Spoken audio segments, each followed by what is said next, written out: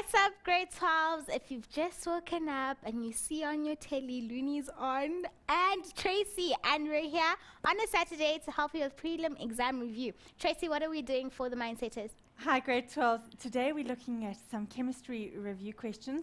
So we're going through the prelim paper from the GDE, and we're going to be working through lots of questions to help you prepare for your chemistry exam. So it's going to be really good. All right, Mindsetters, you heard it. We're helping you prepare for those finals. We're running this race, Mindsetters, and we are going to pass with flying colors. But without wasting time, I'd like to just tell you about the Learn Extra Exam Revision Marathon competition that we have going on. But if you have a Samsung tablet or a premium smartphone, then you can download the Learning Hub from the Samsung Hub on your premium smartphone or from Samsung apps on your tablet, and then you can access this awesome Learning Hub with all the Learn Extra Exam Revision content. This is all our content over here, and how you access it is that you go onto brands, you press on Mindset Learn, and then you'll see all the products that we have available. Some are for free and some are to be bought for like 8 rand. It's very cheap, guys. 8 rand. All of them are actually 8 rand 37. Some are for free. So make sure you check out the Learning Hub, guys. It's something awesome to help you prepare for your exams. But don't sweat if you don't have a tablet or a Samsung device, because Samsung is sponsoring us for an awesome competition, the Learn Extra Exam Revision Marathon competition. All you need to do is download the show notes. On the bottom of the last page, there's a race number. And then what you do with that race number is that you fill it in an entry form, which I will post on Facebook. There's a link that I will post on Facebook. What you do with that entry form, you fill it in completely, and then you enter your race number, and then you submit your entry form, and then your entry will be sent into a lucky draw. Why you ask me, ask why I'm talking like this is because all the Mindsetters have been asking, Looney, how do I enter? But I've been posting all the information, so I thought I should take it slow and explain properly. Okay, guys, so you do that, download your show notes, enter the entry form. Your entry will be sent into a lucky draw, and you might stand yourself a chance to win awesome devices from Samsung. We will have lucky draws throughout our live show, so make sure you watch all the time. Learn Extra Live, whenever we might have a lucky draw, so that you stand yourself a chance to win that awesome Samsung device. So hit me up on Facebook. Our page is facebook.com/Learn Extra. On Twitter, our handle is @Learn Extra. Download all your show notes, the videos, the schedules on learnextra.co.za/live. I've been talking forever, so I'll send it straight back to Tracy. Thanks, Looney. So grade 12s, we've got lots to cover today. I'm sure you are kind of getting your mind focused in the last stretch before you write your final exams. So let's take the chemistry paper, and sorry, we're jumping 2 pages there. If we go back, we're going to notice that in this lesson we're going to review some questions from this year's 2013 GDE Chemistry Preparatory Exams. So we've selected a few questions, and specifically we're focusing on electrochemistry. Now, electrochemistry is incredibly important. It is the link between electricity and chemistry, and it's a section of work that students often struggle with because there's lots of equations and writing ions and charges and all those kind of things. So make sure that you're paying full attention and you're focused. If you can go and download the show notes, that would be really helpful, because I want you to be able to follow and answer these questions for yourselves as well. Let's get straight into it. So this first question is we're starting from question 8 of the GDE paper. A diagram below shows a galvanic cell. Now I want us to stop here and just highlight this word, galvanic cell. What that means, it also could be called a voltaic cell. What that means is that we are not putting electricity into this, but because of the chemicals that we're using, there is a spontaneous reaction, very important. You're thinking that is going to be a spontaneous reaction. And so here, what you will notice is that we do not have a battery or a cell connected, but rather we have a voltmeter. And that voltmeter is going to measure the current that is going to be produced. Okay, or rather, we should say the potential difference between those 2 points. Right? And if we notice the turning of that voltmeter needle, it would be an indication to me that charges are moving, okay, because of a potential difference between those 2 electrodes, right, in the external circuit. So immediately you're saying it's a spontaneous reaction. We've got this voltmeter, no battery or cell, because through these chemicals, an electric current is going to be produced. So let's have a quick look at what we've got. On the side here, we've got chlorine gas is being pumped in over electrode A. On this side, we've got SN electrode, which I know is tin. You can go check that on a periodic table. And we've got tin chloride, so that's going to be SN2 plus ions and Cl minus ions in solution. So we know that those are aqueous. Sorry, AQ, AQ. It is dissolved in solution, and that's what the AQ is meaning. It's dissolved in water, which means that those ions are free to move, and they would be able to move around in that. Following this side, we've got sodium chloride, so we've got Na plus ions and Cl minus ions also in that aqueous solution. Let's start looking at the question now that we've analyzed the picture. Write down the energy conversion that takes place in the cell. Now immediately I'm thinking back, it's a galvanic cell, all right? There's a voltmeter there. There's no energy input in terms of a battery or a cell. Rather, the chemicals in this galvanic cell are reacting spontaneously. I mentioned that earlier, and so will produce an electric current, and so the energy conversion is going to be chemical energy from the chemical reaction that is taking place to release electrical energy. So chemical energy to electrical energy. Name a suitable material that can be used as the electrode A. All right, well, we're asking what should this substance be? Electrode A. What should that substance be? And the answer is, well, it's got to be something that will conduct a current. Okay, so you're thinking possibly some kind of metal, or maybe something like graphite that would be carbon that would conduct an electric current. But we don't want it to react with the chloride, so it could be maybe graphite, or it could be something like platinum.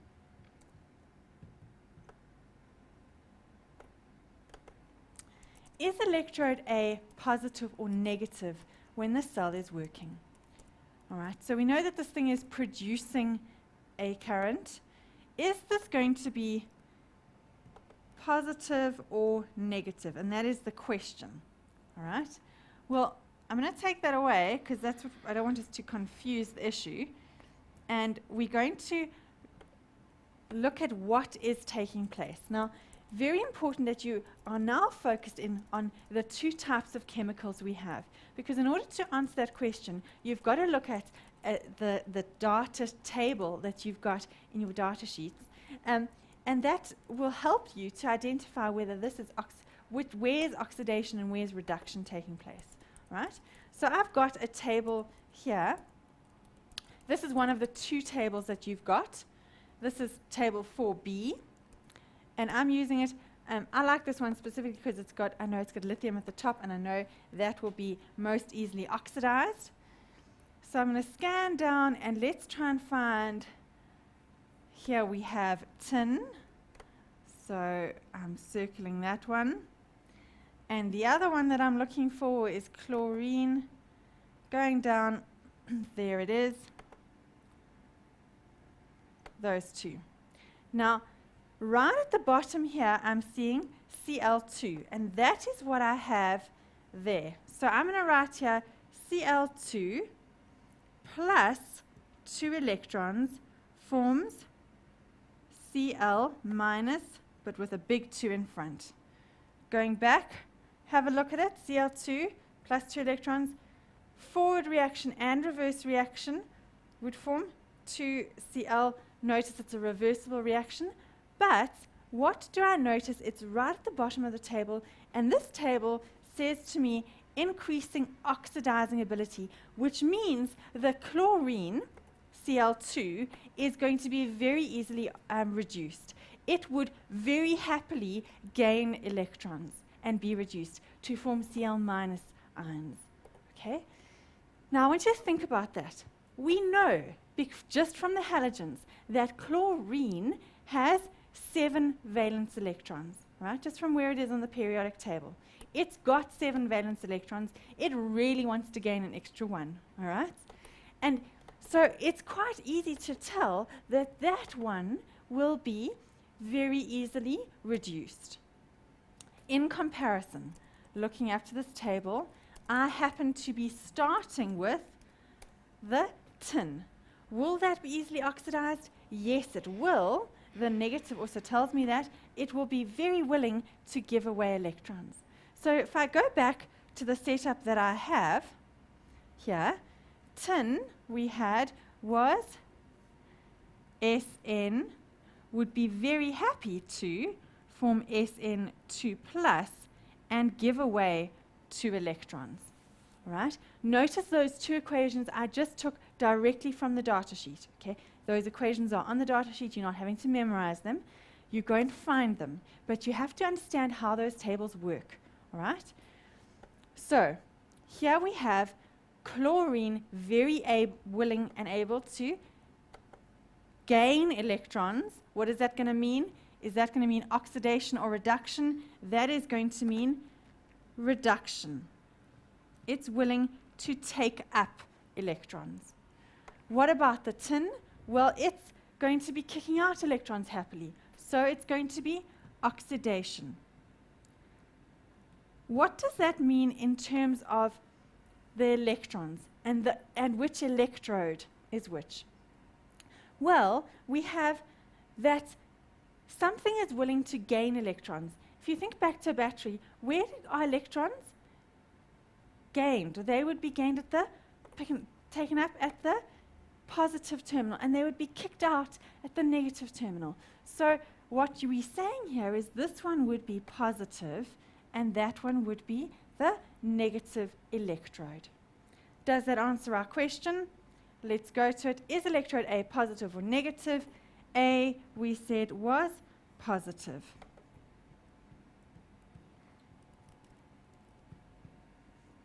Write down the formula of an ionic compound that can be used in the salt bridge. So we're saying what can go in this salt bridge. Remember, salt bridge maintains electrical neutrality. What must go in there in order to maintain electrical neutrality?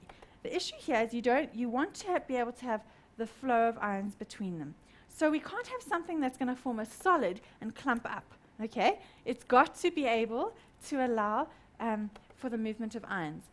And so it's got to be something that's soluble in all and will not react with any of the chemicals that are either in either of the 2 beakers. So you're thinking here of nitrates. Nitrates are very easy. They are soluble, and they are soluble in lots of substances. So I would choose to probably go for a nitrate, and maybe we're going to have potassium nitrate, okay, or ammonium nitrate would also work, because I know that all nitrates are soluble. In which direction will electrons flow in the external circuit? Only write down from A to Sn or from Sn to electrode A. And we've got to go back to our picture and have a look at it. We said, notice this is going to be where oxidation is going to occur. So what that means is that electrons are going to be given away, and they would be lots of electrons there at the tin electrode, okay, because the tin is going into a positive Sn2 plus ions, and giving out electrons, because that's where oxidation is occurring. So notice there are going to be lots of electrons there, and they would flow this way in the external circuit. Okay, so let's answer it. We go back to our question, and it would be from the tin to electrode A. Excellent. I think this question continues. Yes, it does. In the diagram below, we've got it again. In which direction will each of the following ions present in the salt bridge flow? Write down only towards the SN half cell or towards the chlorine half cell. I think what we need to do is take a short break, and we're going to answer this question when we come back. So, Luni, over to you. All right. Mindset is we are going to take a break, so go get some water, go get some juice, stay refreshed, and we'll see you straight after this.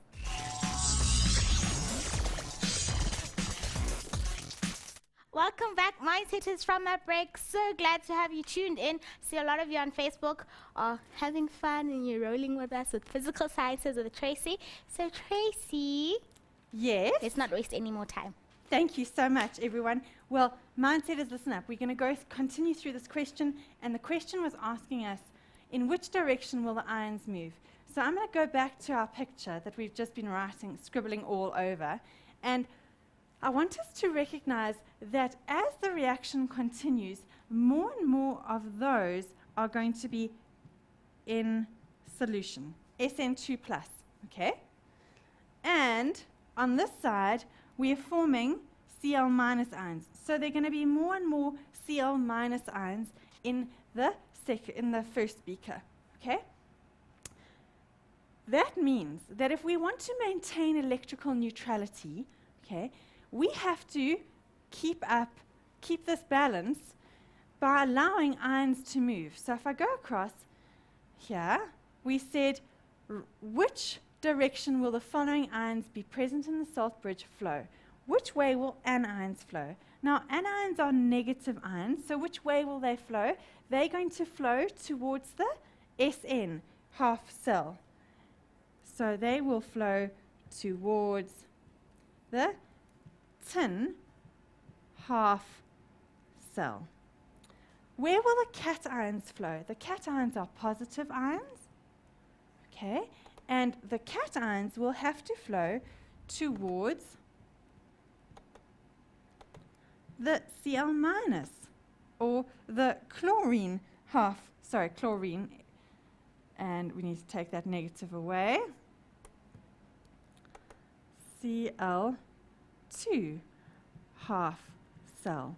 Why is that? Well, it goes back to what was inside, what's taking place. If oxidation is taking place in this, we're going to have, more and more of those SN2+ that tried to fly away from me, the SN2+ ions. And so to maintain electrical neutrality, more negative ions would flow in that direction. Conversely, we have more and more negative ions in the chlorine half cell. And so positive ions will come and flow into that beaker. Right, next question. For the above galvanic cell, write balanced equations for the oxidation half reaction and the reduction half reaction. Now, I've already done that, but I wanted to show you how easy this actually is. Okay, you're going to go to your data table. You go and find what you have, all right, and circle what you have at the start. So we've got chlorine and we've got tin. You have to then decide which one is being oxidized and which one is being reduced. Now, we agreed that the tin, okay, because it's higher up in the second table, right, that I have on table 4B, but make sure that you can work with the correct table. Here, it is being oxidized because it's more easily oxidized, right? So I know that I'm just going to copy this off, but I'm reading here from right to left. So SN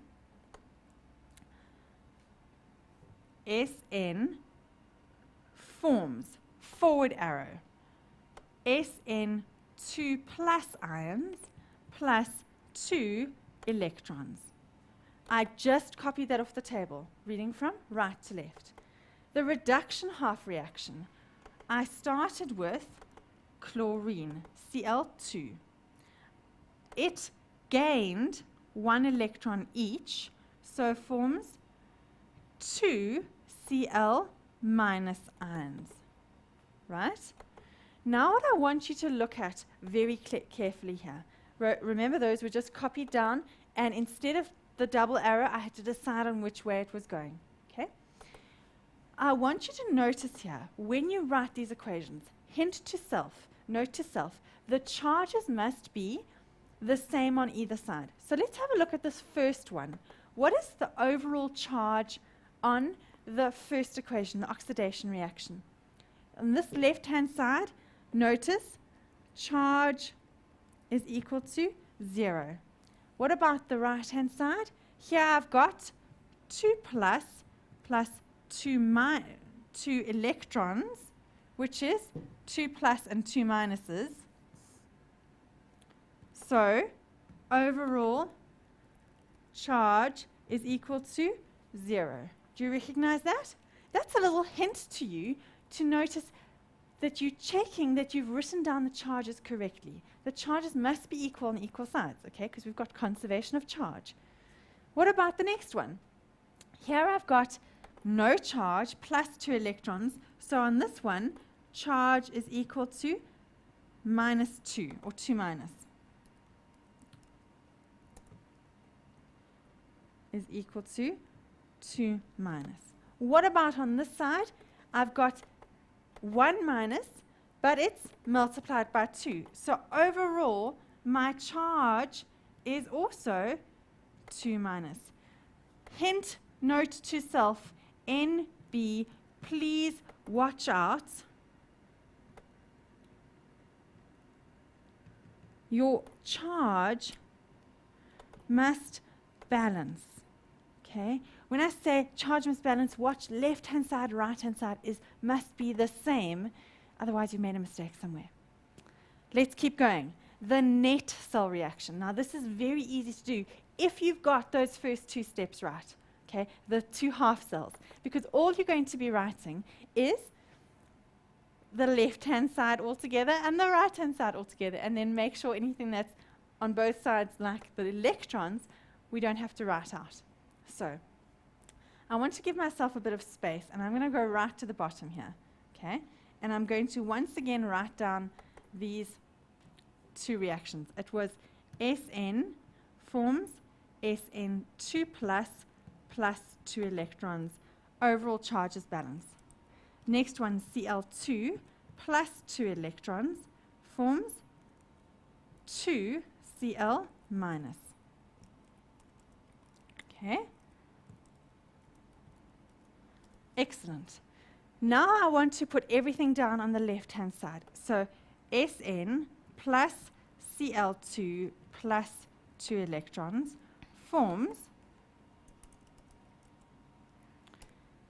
what was it? Sn2 plus 2 electrons plus 2 Cl minus. Now I want to make that as simple as possible. So let's have a look at it. Anything on that is the same on both sides? Yes, there is. I don't want to write the 2 electrons repeating over again. So what do? I can write my final answer as Sn plus Cl2 forms Sn2 plus 2 Cl minus. And that is the net reaction. Okay? It actually is quite simple. And all you did was read off the equations, but you first have to decide which one was oxidized and which one was reduced. Let's go up to our questions again. We've done that. Calculate the initial EMF of the cell. Okay. Again, this is a calculation question, and we can have here E naught of the cell is equal to E of the cathode, which is where reduction takes place, minus E naught of the anode, which is where oxidation takes place. And we can go and find the E naught values from the table. So I go back to my data table, and I'm circling the numbers that I'm going to be working with. Okay. So, which one was reduction? Reduction is the cathode. It is this one. So 1,3, is that 3,6 or 3,8? I think it's 3,6. So positive 1.36 minus, open bracket, the anode was where oxidation takes place, and it's negative 0.14. Negative 0.14. Now you'll notice that it's a negative multiplied by a negative, so it's positive 1.36 plus 0.14. Notice it's going to, those two negatives will make the positive. And it has to be a positive overall because I know this is a spontaneous reaction. So let's quickly throw those two numbers in our calculator. And we've got 1.36 plus 0.14 equals 1.5. And my answer, 1.5 volts, is the initial EMF of the cell. Write down the cell notation. Now this again is something very important that students often struggle with. The cell notation, I'm going to change my pen color and let's work with this. The first part of the cell notation is always going to be the oxidation, okay, the anode, right? So what did I start with? I started with Sn, and it turned into Sn2+. So Sn/Sn2+, and that was aqueous. This one was a solid. That was at a specific concentration, 1 mole per decimeter cubed. That whole thing is now the anode. It's showing the anode half reaction. It went from tin, solid, to Sn2+ ions, tin ions, at a concentration of that. Then I need to show what is happening. There's a salt bridge there, so that's what the double arrow is. And we had a platinum anode, but the reaction was Cl2.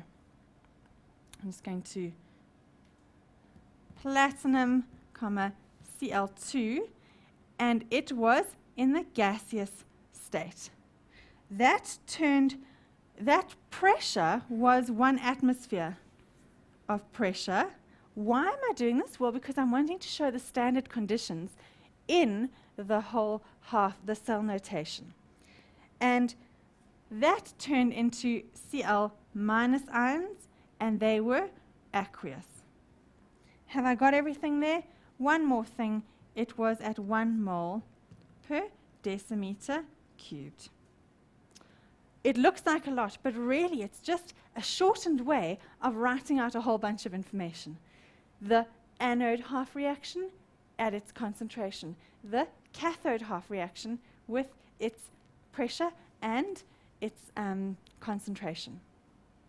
We can put that in brackets. The galvanic cell is a primary cell. How does a primary cell differ from a secondary cell?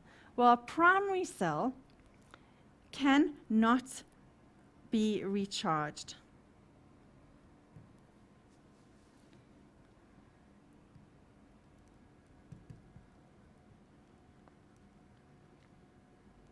But a secondary cell can be recharged. So secondary cell would be your rechargeable cells. Maybe you think about something like your cell phone. You can charge it, and then it will undergo its reaction. When the battery goes flat, you have to recharge it.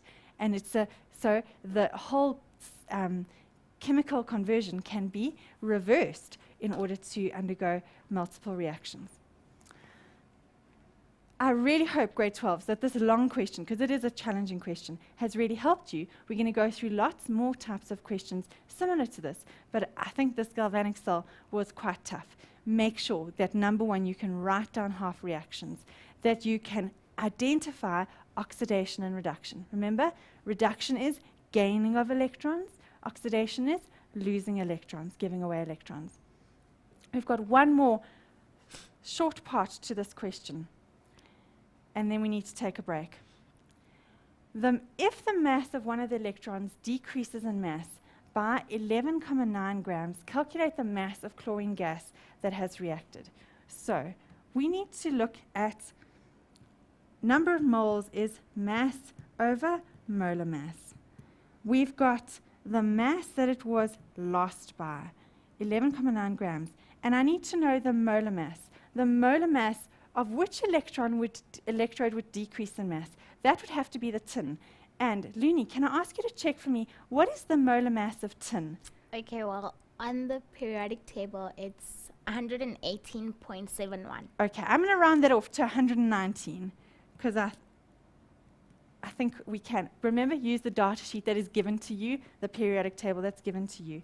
And that's going to be 0.1 moles of SN that reacts. Now we go to our mole ratio. And we have to think back, go back to our equation, and I think we had it right at the bottom of this table. Notice it's 1 mole is to 1 mole that of the chlorine gas that reacts. So it's going to be a 1:1 ratio. So if 0.1 moles of SN reacts, therefore I know 0.1 moles of Cl2. It's not letting me write Cl2. Here we are. Of Cl2 must also have reacted. And again, I'm going to just quickly write number of moles is equal to mass over molar mass. And we have, therefore, the mass is equal to number of moles multiplied by the molar mass. Doesn't want me to write in the corner here. Let's write down at the bottom. So number of moles is equal to mass over molar mass, and mass must be equal to number of moles multiplied by the molar mass. The number of moles was 0.1 moles, and chlorine I know is 35 or 35.5, but it's multiplied by 2. Why must it be multiplied by 2? Because we're dealing with chlorine, diatomic chlorine. And that's going to give me, I think it's 7.1 grams of Cl2 that reacts. So grade 12s, I think we need to take a short break now. We're going to come back and do lots more questions. So, Leni, over to you. All right. Mindsetters, don't go anywhere. We'll see you straight after this.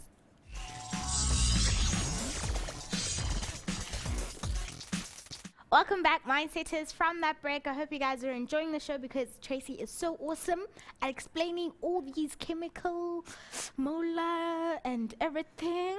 So Thanks, Leni. I really hope Tracy. grade 12 it's making sense and it is starting to come together.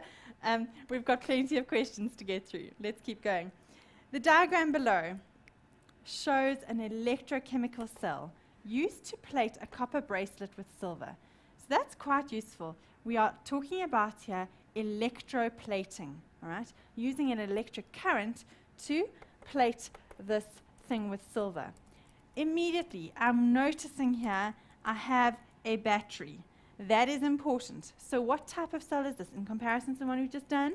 This is a electrolysis reaction. It is going to be electroplating. And think about that. We've got an input of an electric current. So is this a spontaneous reaction? No, it's not. It can't be. Okay. The last one we did was galvanic. We didn't have electricity as an input. We got electricity out. All right. Here We have electricity input, so it's a non-spontaneous reaction. All right, let's have a look at some of the questions. We've got the battery there. Oh, there's our copper bracelet. And we've got a silver solution and A, which is probably a silver anode as well.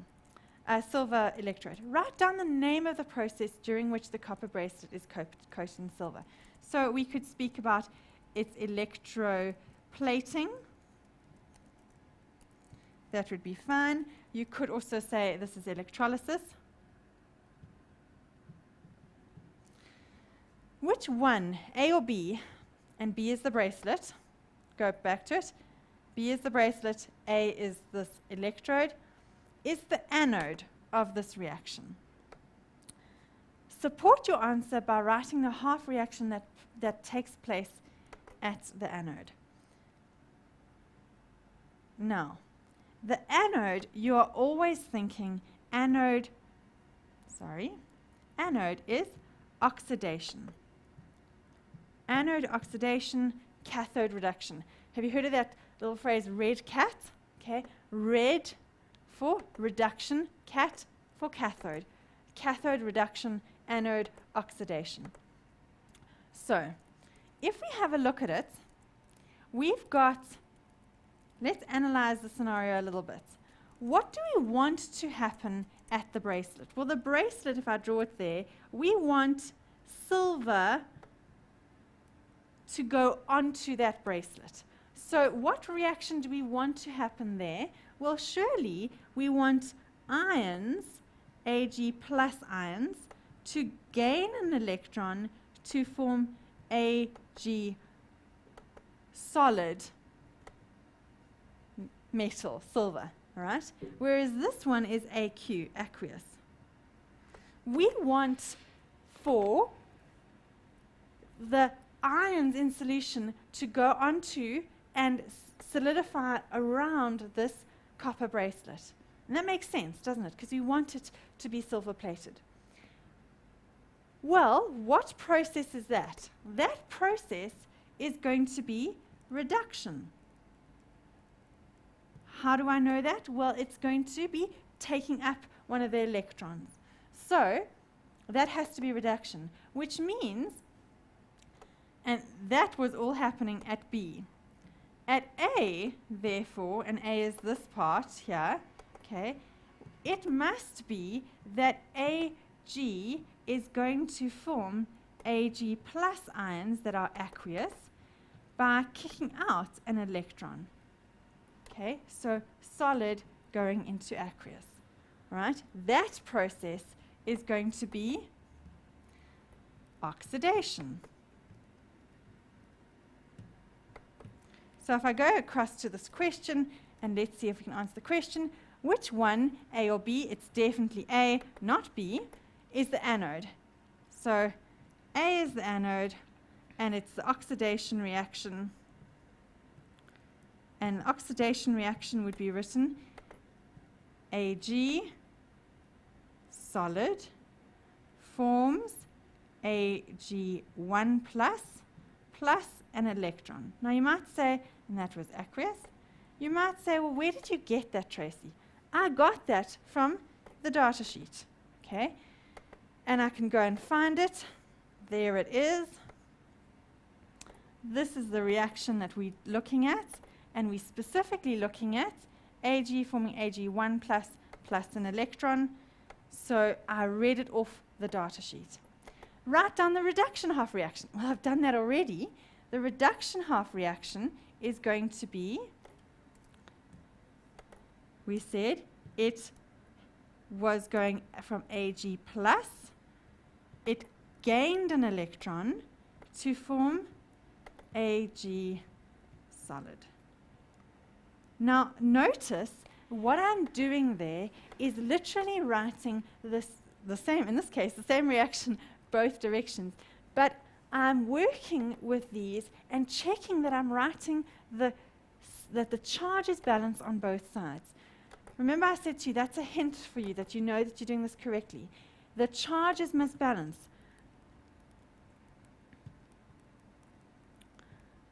Left-hand side must be equal to right-hand side. Okay, here I've got 1 positive plus 1 negative, overall neutral, and no charge, so neutral. Right? That's a hint to you that to know where, where you're putting the electron if you haven't been able to read it down correctly. Write down the name of the substance that is reduced. It would be silver ions. And the ion part is very important because it was the silver 1 plus ion, okay, that gained an electron to form silver metal. Write down the name or formula of the silver solution used in order to achieve the desired appearance. Now, once again, we want something that is going to be soluble, that will allow for Ag ions to be in solution, aqueous, and nitrate is a good one. We had it in the previous question as well. Silver nitrate is a very good good one to use because, again, nitrate is soluble. You want something that is a soluble, any soluble silver solution. So our suggestion here is to work with silver nitrate ion as the formula, silver nitrate. Apart from coating the metal with another metal, state one other use of the above process. Okay, so we're thinking purifying metals. That's a good one. We've got the production of chemicals. We can have a whole host of different things. They're asked only specifically for one. We could also have the extraction of metals from their ore. If you think of potentially the aluminium production. In industry, most metals are coated with other metals to give them a more desirable appearance. Give a reason why, apart from an economical point of view, so they're specifically thinking about money here. Why is it not advisable, keyword, not advisable, to coat gold with silver? Well, this is making sense. Gold is more expensive than silver. So if anything, and we're wanting it to have a desirable appearance, you would want to go with the one that is most expensive. Gold is more expensive than silver. That would be a logical conclusion. And making sense, you're thinking about this in reality, in real life. Copper pipes have proved to be ideal for water supply for our homes. Plumbers have replaced iron pipes, okay, so they used to be iron, with now copper pipes, because iron rusts. And if you think about what that's going to mean, if you've got iron pipes and they're rusted, you're going to have a leaking into the walls, right? So damp issues, problems like that.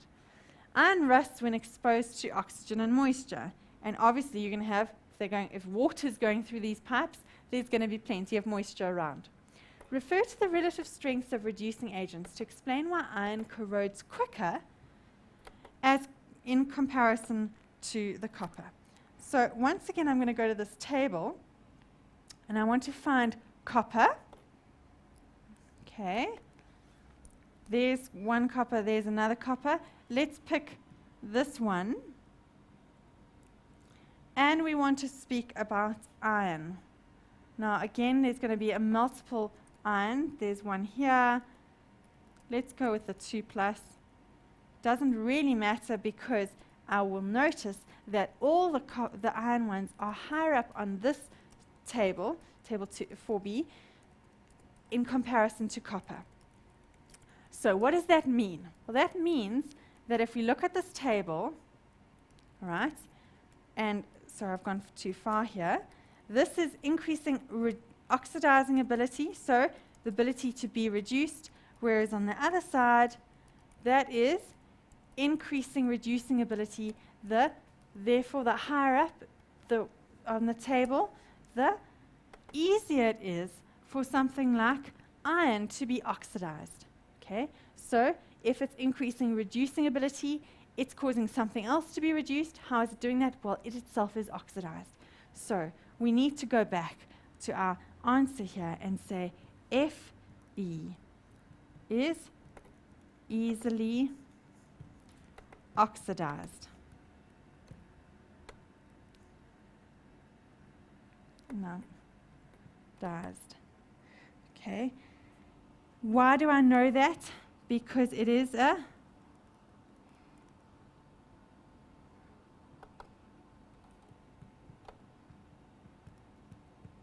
strong, has a strong reducing ability. Maybe we can say has a strong reducing ability. Is easily oxidized, has a strong reducing ability. Or as a strong reducing agent is another way of saying it. Therefore, it is more easily oxidized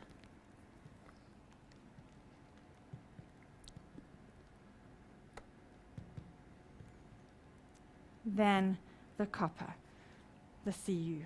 Okay. We've got one more question I think we can start before we take a quick break. Question 3. Nursery self-fertilizer. This is a whole question on fertilizers. Fertilizer mixtures containing nitrogen, phosphorus, and potassium compounds. On the label of a certain fertilizer bag, it states that nitrogen, phosphorus, potassium ratio is 2:3:2. Explain the meaning of 2:3:2. Well, it would mean 2 parts nitrogen, 3 parts phosphorus is to 2 parts potassium. Okay. State one function of each of the following elements in plants. Nitrogen. Well, nitrogen is very good in terms of causing leaf growth, green leafy plants to grow. Phosphorus is very important in terms of developing the root structure. So here we're saying green leaves, and you're thinking leaf growth. Phosphorus is very important in the growth of roots. And roots are very important for the plant because that's how they're going to absorb moisture and other minerals from the ground.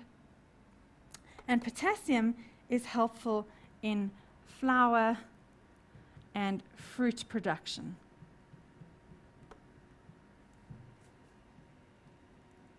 Okay, and think about it, fruit come from flowers. So if a plant's got lots of flowers, it can result in lots of fruit.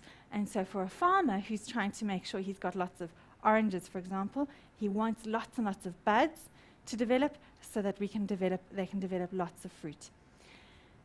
Grade 12s, I think we should take another short break. We're going to continue with this fertilizer question after the break. And I hope you've downloaded the notes so that you can work through, and maybe you can finish this question in the short break. All right, Mindsetters, I did post a link to the show notes, so you have no excuse to download them and go through the questions as Tracy is teaching you. I have posted some questions with clips and the questions as well, so make sure you check those out on our Facebook page, but we'll see you straight after the break.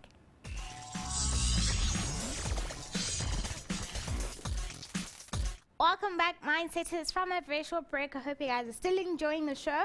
Just a quick reminder to you, matric, starting on Monday from 9 till 5, you will have your time slot, and it's no longer from 6 till 7. So 9 to 5, you will have all your exam revision, and we're starting on Monday with maths, Tuesday physical sciences, Wednesday life sciences, Thursday accounting, math literacy. So guys, it's the normal schedule, but we're just starting from 9 to 5 because we want to help you prepare for those exams. So make sure you check those lessons out, guys. It will be pre-recorded and live shows, so make sure you check them out so that you prepare for your final exams. Tracy. Thanks so much, Lenny. So, grade 12, we were tackling a question on fertilizers. Let's continue with this. The flow diagram below shows how fertilizers Y and Z are produced in industry. So let's have a quick look here. We've got those two fertilizers, Y and Z, and we get information here. Now, the Haber process, I want you to think about that. That's nitrogen and hydrogen forming. You should be thinking product W would be ammonia, NH3 3. What must the Ostwald process, what does it produce? It produces nitric acid, HNO3. Okay, we're going to come to Y in a moment. That's going to be fertilizer Z, ammonia plus hydrogen chloride or hydrochloric acid is going to give me NH4Cl, ammonium chloride, and that would make sense because you've got one extra hydrogen as well as the chlorine.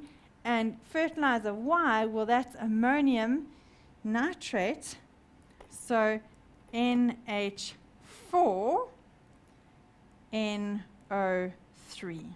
Okay, this is just a nice flow diagram, and maybe you want to take something like this as you're studying so it kind of all comes together. Write down the name or formula of each of these products. All right, we've pretty much done that. And notice you almost want to do that before you come to the question so that you understand the question a little bit more. Product W. Product W was ammonia, which was NH3. Product X was nitric acid, and that was HNO3. Fertilizer Z would be ammonium chloride, which was NH4Cl. Now I want you to go back and make sure that you've gone and studied fertilizers, ladies and gentlemen. Sorry, I teach only ladies. You have to make sure that you've got your learning work done, because if you don't know what the product of the Ostwald process is, you're going to be completely stuck in this question. Okay, so lots and lots of studying needs to go into this. All right, question 3.2. Write down a balanced equation, keywords there, balanced, equation for the preparation of fertilizer Y. Fertilizer Y was this. All right, we've got a good start with it because we know what the product of the Haber process is and the product of the Ostwald process. So let's go and write some of these down. It would be ammonia, NH3, plus nitric acid, which was HNO3, forms, well, we've got NH4NO3, okay, ammonium nitrate. Perfect. Is it balanced? Well, we've got the, yes, 2 nitrogens, 4 hydrogens, 3 oxygens, 3 oxygens. Perfectly balanced. Absolutely fabulous. Fertilizer prices are increasing year by year. Give 2 reasons why this would happen. Well, 2 possible reasons. Either the cost of production is going up. So that's one option. Increased cost of production. Or another one would be increased demand for fertilizers. You know that if we were to have lots and lots and lots of people wanting a certain product, then there is a high demand for it, and so the person who's selling it can say, oh, I'm not going to have enough to supply all these people, let's push the prices up. Okay? So the idea is that either the cost of the production of these substances is getting higher, or the demand is getting higher, and both would increase the overall prices of fertilizers. I think that's the end of our fertilizers question. Let's keep going with question 4. Still the contact process. The flow diagram below shows the contact process, important, you're now thinking sulfur, for the production of sulfuric acid. Write down the name of product A. Well, product A must be coming through here. There's product A. So we started with sulfur and air coming in. the burning of sulfur gives us product A. And product A then must be sulfur dioxide, and they asked for the name, so the formula is not going to do it. I need to write sulfur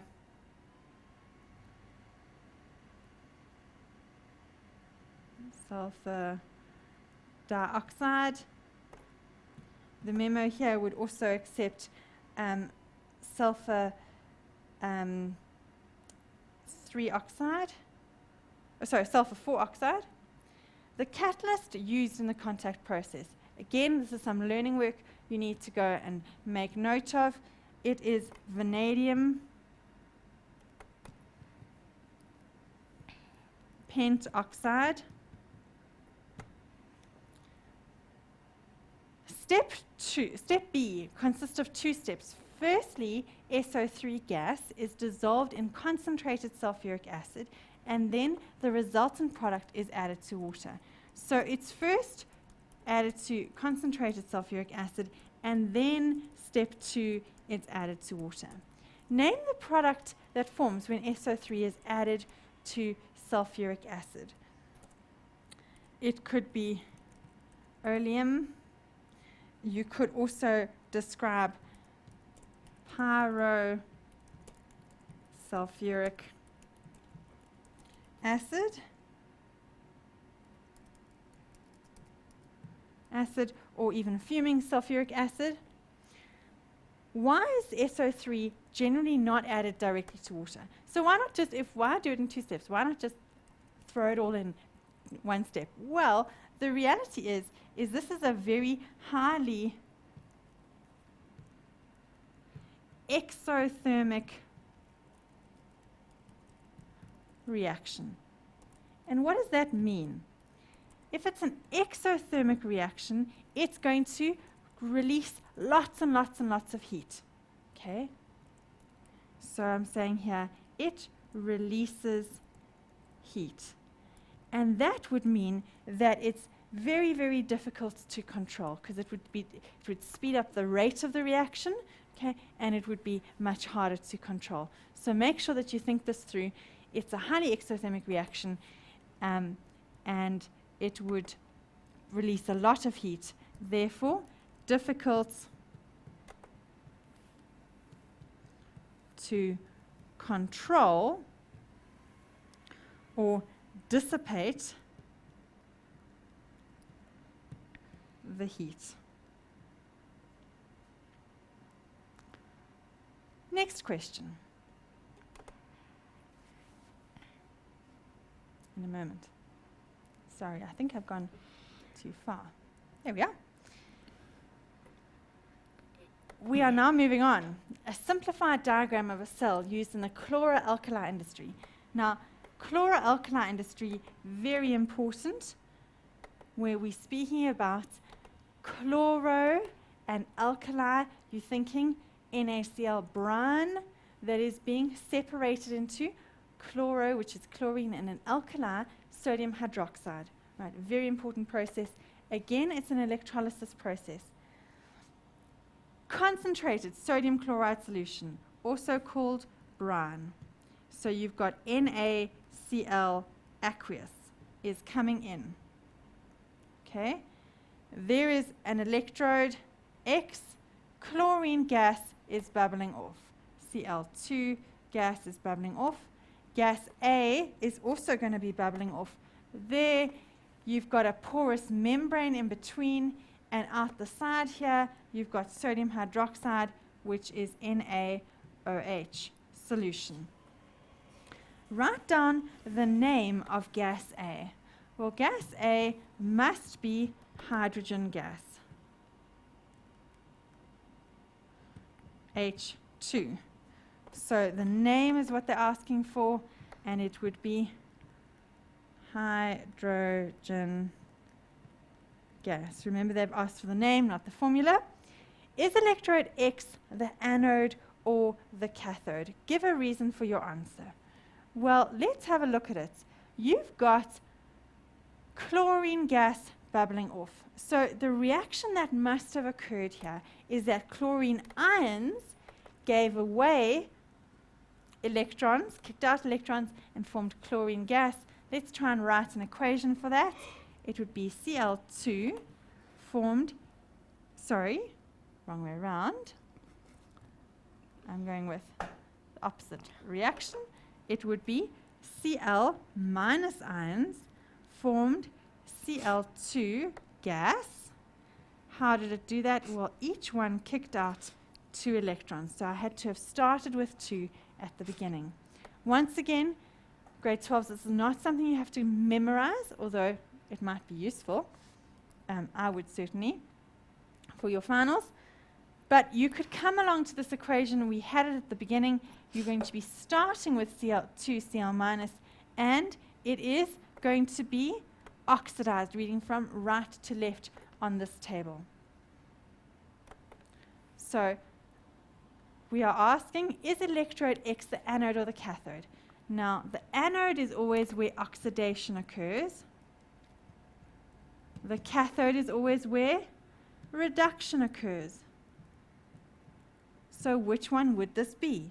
This must be what process is taking place here. Surely oxidation, because electrons are being released. It's the loss of electrons. Electrons are being kicked out. All right? So this must be the anode. Why? Give a reason for your answer. And your reason is going to be oxidation occurs here. And if you would like to, you could even write down that half reaction. But they're asking us to write down the reduction reaction. So if you want to, you could write in here 2Cl minus forms Cl2 plus 2 electrons. Once again, every time I look at writing these, I just check quickly, is it electrically balanced? Are the charges balanced on either side of this reaction? And it's yes, 2 minus, left-hand side, right-hand side. It's balanced. I've written it correctly. Write down the half reaction that explains the formation of gas A. So gas A was hydrogen gas. And what is the half reaction? Well, I'm going to write it here. We can see it would be 2H2O forms, reduction, you're missing out, plus 2 electrons forms hydrogen gas,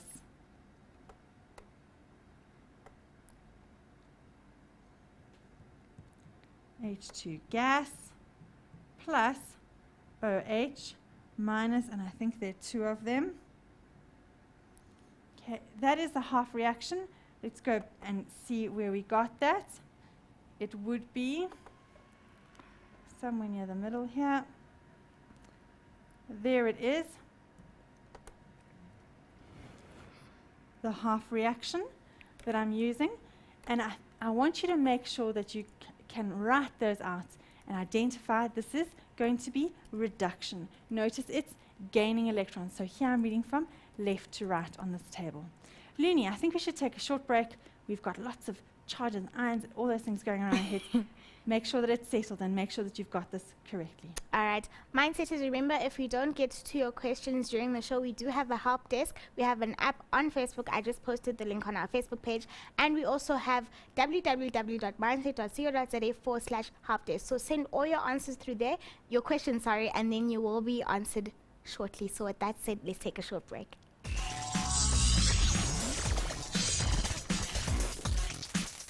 Welcome back, guys. I hope you guys are still in it to win it. We're in the last lap of this physical sciences race, and Tracy will take us through it. Thanks, Lenny. Yes, grade 12. Do keep focused, because the reality is you have got a few short weeks to go before this lap is finished. Done. So over. Work hard, focus, make sure that this is your time to shine. Let's keep going. Write down the function of the porous membrane. Well, that membrane is very, very important because it's keeping products separate from one another. It's allowing ions to move. So let's jot down a few thoughts. Obviously, it separates the anode and the cathode compartments of the cell, okay, or half cells, separates the anode and cathode half cells. It also allows ions to move. And specifically, I'm thinking here the Na plus ions to pass through.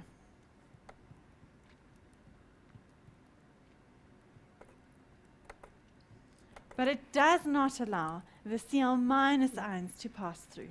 Are you with me? So it allows the Na plus ions to pass through, but not the Cl minus ions. Explain what will happen if the porous membrane is removed. Well, then you're going to have a big issue, number of big issues. If that is removed, then you will have contamination, which is mixing, okay, of the products formed. And what would happen is that the Cl minus would mix with the OH minus ions, and it would result in chlorine water and a whole bunch of the purpose of one of these things is to make sure we can separate them into Cl minus and sodium hydroxide, right, and produce hydrogen gas. The purpose is to split it into its components. And so removing that porous membrane would result in contamination. Apart from the uses of products formed in this process, write down one positive impact and one negative impact on humans. So they're saying to us, do not choose the fact that, oh yay, we get chlorine gas, and oh yay, we get hydrogen gas, and oh yay, we get sodium hydroxide, because those things obviously have their uses, which is why we're doing this process. But excluding those, what positive impact would this process have on humans? Well, if you're thinking about it, it's going to give us jobs. Okay? There'll be people that are working in the factory that are resulting in this, the ability to, to do the chloralkali process. What about one negative impact on humans? Now, I want us to go back to this, and they've just given us a simple diagram, but X and Y must be linked up here, okay, to an external circuit to supply electrical current to this thing. So this process is going to use huge amounts of electricity. Okay, and what do we know about electricity? In our country, there's quite a high demand for electricity and not that high supply. So the problem here is you could think about load shedding, all right? Power outages.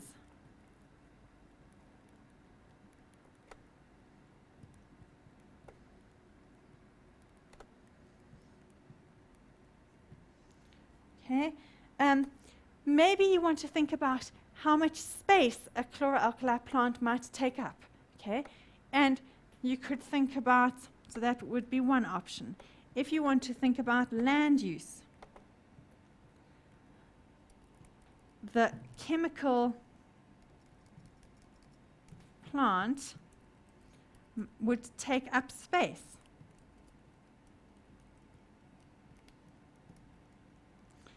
That people could argue might be better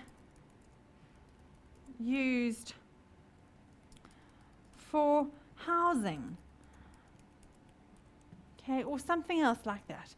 So you're now thinking practical applications of this industry. Remember that chloralkali is an electrolysis reaction, so it's using an electric current to result in splitting or separating these chemicals into their components for the various uses of chlorine, hydrogen, and sodium hydroxide. Next question, and this is the last question we're going to tackle today, question 6. A learner investigates how changing the concentration of a sodium thiosulfate solution affects the rate. So what were we looking at? We're looking at concentration to rate of reaction. The results obtained are shown in the graph. There they are on the graph, and we've got concentration, which is what we changed, which is important because that is the independent variable. And on this side we have the rate of the reaction, which is the dependent variable. And we are being asked to suggest 2 reasons why all the points do not lie on the line of best fit. So why is it that our plotted points are there and there and there and slightly higher and slightly lower? Well, notice they're following a trend, but they are not necessarily precisely on that line, perfectly on that line. This is because this is a experimental practice. So you're going to have things like human error, okay, where the student was probably timing this reaction and didn't time it perfectly, okay, or maybe had their timing out slightly, or they did a calculation, or maybe they plotted the points inaccurately, or maybe there was apparatus error as well. So you're thinking about logical reasons why we're looking at a trend, but those lines do not fall perfectly on a line of best fit. And that is why we use a line of best fit, to remove some of that experimental error. Okay? Next question. The learner writes down the following conclusion. The rate of the reaction is directly proportional to the concentration. How does the graph support this conclusion? Well, we know it is a straight line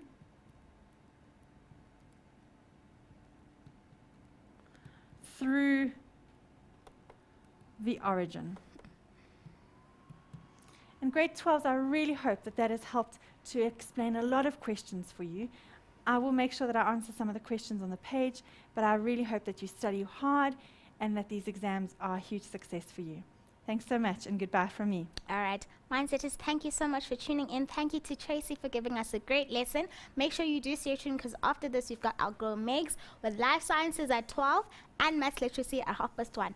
I will see you again at 3 o'clock. So until then, it is a goodbye from us.